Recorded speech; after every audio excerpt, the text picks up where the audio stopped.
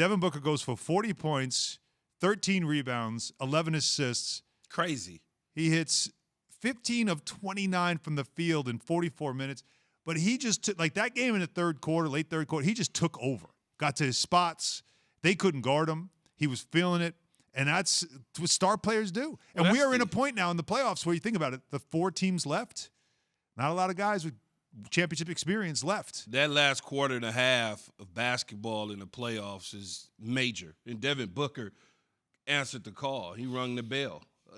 Whenever you could drop 40 and get 13 boards, triple-double. Point guards or guards for that matter, getting those type of rebounds is amazing to me because we're not talking about in front of the rim rebounds. We're talking about in the paint with the big boys going up there and getting the boards. And then on top of that, being able to facilitate 11 assists. You can see him, I guess you would call it, growing up right before your eyes. I mean, this is because you thought, okay, Chris Paul's out. This was going to be a little closer. It's going to be tight, which it was. It wasn't like a blowout game or anything like that. But you just felt like missing Chris Paul, who had been there the entire playoff series and engineering certain things, that they were going to be missing something. But for whatever it was, they really were not missing anything. Well, keep in mind, the Clippers were missing Kawhi Leonard. So both teams are missing a key piece, but Booker basically like rose to the occasion. Campaign started at the point guard position. He got 9 assists in 29 minutes, so he did make up also some of the playmaking. But again, for Booker, like what a performance from him. Paul George still did all he could to try to keep up. He had 34 points. Reggie Jackson went for 24. This is going to be a good series, though. And they expect to get Chris Paul back at some point. The Clippers might not expect to get Kawhi back at any point. Well, they're going to get stronger with Chris Paul, obviously. Yeah. And everything that I'm hearing in L.A. with the Clippers is that Kawhi Leonard most likely will not be back for the rest of the series. Right. So with that being said, you got to give the strength to the Phoenix Suns. Now, you go up 1-0 at home, most likely you'll close the deal out, go up 2 at home. Now you go back to L.A., and let's see if the Clippers could hold serve at home. That's what they've been doing, right? They go down, but they're never out. That's the one thing about the Clippers. But for Booker, like this playoffs, this is what it's become. We're learning about maybe the next line of stars. And that was so funny because no LeBron, obviously, the big name. And you and I did the first take last week, and I listed my top 5 young future stars in the NBA. Devin Booker was not on there. And the reason I didn't put Devin Booker on there is because of Chris Paul.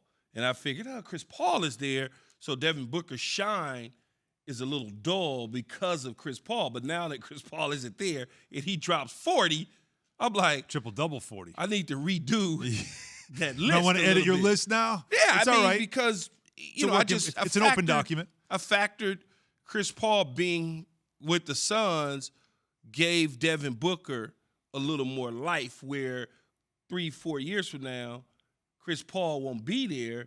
Will Devin Booker still be the same? But clearly, Devin Booker is showing me that he could do it without Chris Paul. It's another one of these stories. You know, Trae Young, everybody's excited about what he's been doing and how he's sort of now going onto the national stage, and everybody noticing what he can do. He wasn't even Trae Young wasn't even hot. He was cold until ice cold, he needed to be hot. Right, exactly. And still was also, though, still dropping dimes all over the place. I mean, his passing ability is something people don't talk about with Trae Young, and we'll get more into that as well. But still, for D-Book, this is his first, believe it or not, his first career triple-double. And he gets it done on one of the biggest stages, and he talked about it after the game. I mean, it's very special, but, you know, the win feels better. You know, that's what I'm out there for the whole entire time. So, you know, part of the triple-double is the assist, and that's, you know, my teammates making them pay for, you know, running and doubling and, you know, seeing different types of defenses.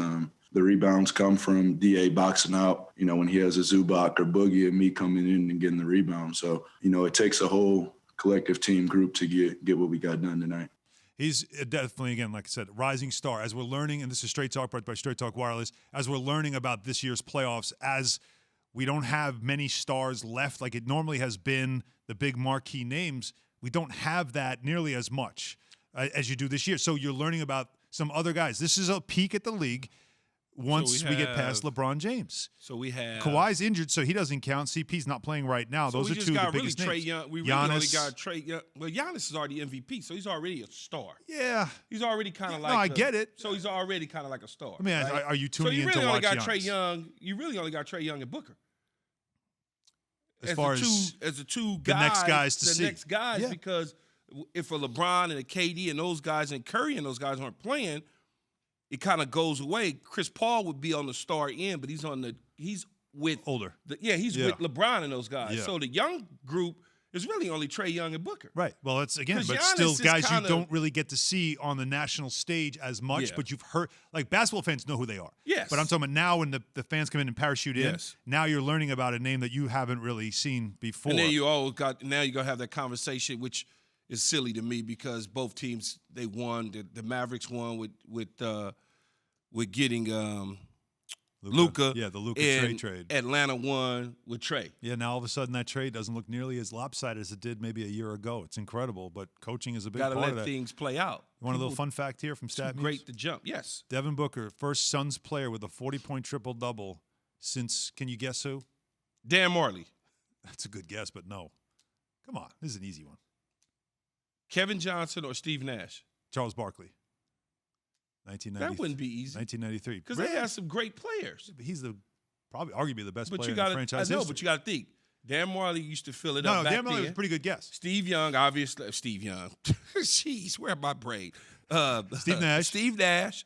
And then Kevin Johnson. Yeah, those are good guesses. Those are good guesses. But Charles Barkley was it.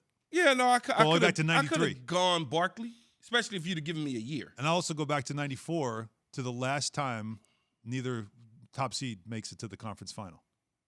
How about that, too? So it just shows you, again, with the injuries and everything else, there's great parity in the league and in the playoffs.